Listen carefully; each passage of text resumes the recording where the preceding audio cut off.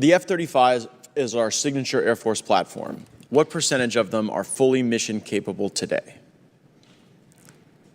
Mr. Secretary. Congressman, if you give me a second, I'm going to pull up my card and give you an exact answer. Okay. Happy to. Your eyes are probably better than mine.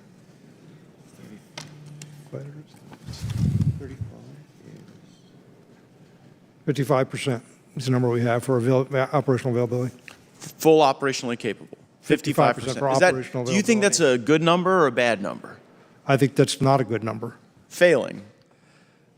I wouldn't put it quite in that category.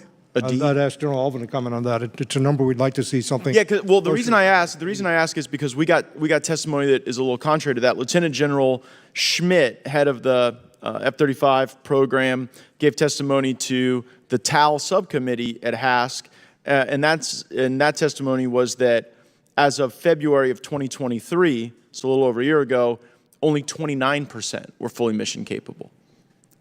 I think we need to talk the difference between operational availability and mission capable. Okay, so how many are fully mission capable today? I do not have that number, but I would not dispute what the JPO has in front. And I would look 29%, so fully mission capable, 29%. You have no basis to dispute that, but you don't really know if it's true or false. I have no basis to dispute it, but I would like to. So you would agree that 55% is like a D, that 29% is definitely failing, right? For fully mission capable, but the missions that they can accomplish. I go meet with the folks at the 33rd at Eglin Air Force Base in the district I represent, and they're doing a lot of, there's a lot of mission there, but like even the guys who are also at Eglin doing test, they end up being at the very end, right? And I totally get why you want your operational squadrons to be the most capable, but then test gets put to the end, and then we're not meeting our needs. Like, I just think anyone watching this, one, would be surprised that you, General, don't know the exact percentage that are operationally capable. And two, I think people would be surprised that it's 29%. And this GAO report that I found on breakingdefense.com that I seek unanimous consent to enter into the record, it says that the reason we are not capable is because you guys at the Pentagon have given too much power to Lockheed Martin and its subcontractors for sustainment. Do you believe Lockheed Martin has been given too much power on the sustainment of the F-35? I believe that Lockheed Martin has more power than in some other weapon systems. They do have the contracted logistics system that was part of the procurement plan that was put in place 20 or some years ago. Well, right, I mean, but it's not working. If the Lockheed Martin built the F-35, only 29% of them are fully operationally capable right now. We've all agreed that's failing. So now the question is, why is it failing? And this GAO report says the reason it's failing is because the fox is watching the hen house. Because the very contractor bilking the taxpayer for this platform is now in a position where they can't sustain it. Do you have a basis to disagree with that conclusion? I have a long history with the F-35, and I inherited the program. I came into it in 2010. It was a few years into production at that point. And the first time I saw the program laid out, the schedule for it and so on, and when the decisions and points were going to be, the question I asked, and I'm going to quote myself, who's running this program, the government or Lockheed Martin? That's a quote from 2010. I think you have your answer, Mr. Secretary. And we set up the program, and it was originally set up under a philosophy of management called total system performance, which essentially gave to the prime contractor complete control of the program. We did not acquire the intellectual property to allow the government to come in and step in and control the program. It sounds like we are still fighting that problem today. Well, right, but that is such important testimony for us to hear. Every member of the committee heard that. The government isn't running this program. Lockheed Martin's running this program. That was a question I asked. Well, it sounds like you got the answer. What's the answer to the question, Mr. Secretary? Because only 29% of them are operationally capable. We took a lot of steps to try to get that under control. I once imposed a production contract on Lockheed. I dictated a price to them because we couldn't get a negotiation done. I did a unilateral contract. Let them take me to court if they wanted to. They chose not to. Put in place program managers who were very firm with the contractor and insisted on performance. We've had some conversations with the current head of the JPO, and We've had conversations with the CEO of Lockheed. I appreciate those conversations. I've always found you to be the truth teller. You're always very honest with the committee and straightforward. The problem is the tail here is wagging the dog, and it's not going to get better unless there's accountability for the fact that their planes don't fly. Quality's down, quantity's down, but there was a bright spot I noticed in recruiting. We had Academy Nights recently in my district, and a new question rose to the top that I hadn't really heard in a lot of previous years. So many students came to me and said, Congressman, which of these academies should I go to if I want to be in the Space Force? And I think we've really ignited a sense of imagination and interest in the Space Force. How long until I'm able to offer these students a great space academy to attend? Congressman, thank you so much for that question. We're certainly seeing a lot of interest in our own data. We don't have a strategy right now that says stand up our own academy. We're leveraging the Air Force at the moment. But I really appreciate the comment about the interest that is out there, and I will take that back. Yeah, I think we should devise a plan to at least see what metrics or when that might be necessary and to plan for it. And what we've learned, particularly about this generation, is that there's got to be a real interest in that particular mission, that particular thing, not just the overall brand. And so that's why I think it would be helpful. I want to ask you some questions, General Glynn. What does it cost us to have a Marine Corps?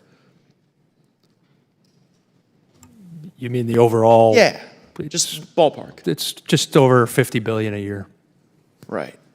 And how much of that do you manage in your portfolio? It's just about, what is it? I'm trying to do math in my head here. When you divide, it's about $4 or $5 billion a year. Okay. And what if we doubled it? Like what your portfolio. What if I gave you $2 for every dollar you get now? What would be like some stuff you could do? There's a host of It's exciting, isn't it? Right? Investments in the people that yeah, immediately. You probably weren't expecting that question from me. It's not an offer I get very frequently. Right, but what's interesting is it's like the offer we've made to Ukraine is actually more than the cost of the United States Marine Corps. In this supplemental that we are about to vote on, there is $61 billion for Ukraine, and it's about $50 billion to have a Marine Corps. So we could double our investment in the Marine Corps, or we could vote for this supplemental. And I'm just going through it, and there's stuff here that is really insulting. The $300 million for the anti-narcotics efforts in Ukraine. So we're about to proceed onto a bill that does nothing to protect Americans from the narcos in Mexico and the Northern Triangle and in this country. But we got $300 million to go fight the narcos in Ukraine. And it doesn't end there. $250 million for the International Development Association. Now, I did not know what that was, but I knew it probably wasn't good. Turns out it's an arm of the World Bank. We are $34 trillion in debt. We are on a glide path to $50 trillion in debt. And we are borrowing money from China to give it to the World Bank. And then I looked at where this money got dispersed, and it's places like Niger. Niger, where we have Air Force and we have Army service members who are not getting their medicine, who are not able to get their troop rotations, who are not able to get their mail, because there are not diplomatic overflights allowed so that we can care for our own service members. So in a bit, we will hear many of our colleagues stand up and talk about how important it is to stand with our allies. But not even all this money's going to our allies. Some of it is potentially being recycled through globalist money washing accounts to redistribute. And that's really what this is about, what this supplemental is about. It is about creating a massive wad of unaccountable American cash. And when we have had the officials who are the inspectors general over this Ukraine sitting before us at those chairs, they cannot attest that the end-use monitoring is done and that this equipment is not falling into the wrong hands. Matter of fact, when we ask them those direct questions, they tell us, oh, well, we have to talk to you about that in the classified setting, not because the answers are particularly classified, but just because they're particularly embarrassing. So I'm incredibly proud of what you're doing at the Space Force. I hope we're able to ignite more young people toward that interest. If I didn't say so before, the $50 billion we spent on the United States Marine Corps is a tremendous investment. I know that because we've got Marines who work in our office and who are about our district, and we're incredibly proud of them. I yield back. Mr. Secretary, I was struck by a statement you just made, and I just want to touch on Representative Gates's concern about readiness. I'm the chairman of the Readiness Subcommittee. I mean, I understand there is a quality over quantity argument, but the basic issue is if they can't fly, that is a strategic failing on our part. And I think the Pentagon has become so focused on, I know it's a balance, I know there's a pendulum swing, but on making these kind of handmade, bespoke, high-tech Ferraris, but sometimes you need a fleet of pickup trucks. And you certainly need, whether they're Ferraris or pickup trucks, that can operate in the desert and can operate out in the corrosive environment in the Pacific. So let's talk about some of your pickup trucks. The Air Force owns and operates DOD's largest fleet of commercial derivative aircraft. They use commercial parts. This, Mr. Secretary, is a bag of bushings. This bag of bushings, stamped out by machinists, they need a high school diploma. It's not anything high tech about this. All of this bag is compliant with the FAA specifications. How much do you think the Air Force pays for this bag of bushings? I don't know, Congressman. $90,000. This is a $90,000 bag of bushings that you need for any jet turbine engine just to operate. So the exorbitant cost due to DOD only buying commercial parts from the OEMs, which is essentially sole source, is literally driving us out of business. I mean, the interest on our debt alone is now exceeding, for the first time in American history, the entire defense budget. We can't afford it anymore. So with FAA compliant parts, you cut the cost in half or even more. So my question is, why can't, these are commercial birds out there. By the way, it has all kinds of implications for contested logistics when you can access commercial parts in the middle of a war, potentially in the Pacific. Why can't we use FAA compliant? I mean, it's this safety standard leader in the world. Why can't we do that? I don't know a reason why we couldn't. I'm familiar with some of the issues you're trying to raise here from my previous position. Yeah, I know you are. That's why I'm asking you. Yeah, Defense Logistics Agency used to report to me. That's where we do a lot of our parts acquisition. And we had an issue when I was there with people gouging us, basically, charging us too much for parts. And we ended up, I think, in court over it. What can we, just in the interest of time, Secretary, come back to us? How can this committee help you fix that? We literally can't afford the modernization, the recruiting, the basing, everything we need if we're paying $90,000 for a bag of bushings. I work with Dr. LaPlante on this because it's a systemic issue, and again, most of the parts buying is done through DLA. But you have the largest fleet of commercial birds that. Well, right?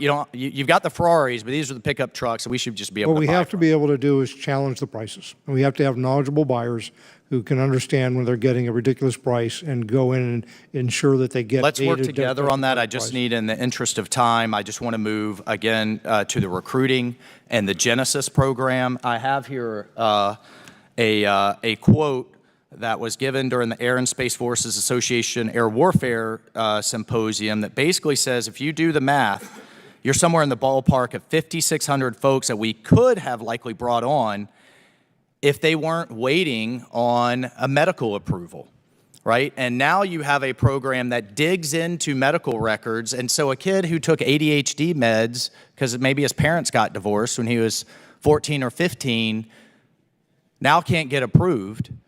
Somebody who wants to serve, I think we're trying to solve one problem, and then we've created a whole disproportionate others. And I want to work with you on that. let's fix the Genesis system and how it is affecting you. And then just my question remaining, you are the only service that in your proposal proposed a cut in junior ROTC in high schools. Do you think that junior ROTC in high school is getting to this Gen Z, getting to them early about service, leadership, discipline, followership is helpful?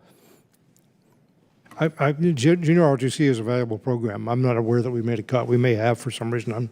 I'd have to go back and get back to I you. look forward to working with you on that as well. You get a better citizen and you get a recruit. The gentleman's time has expired.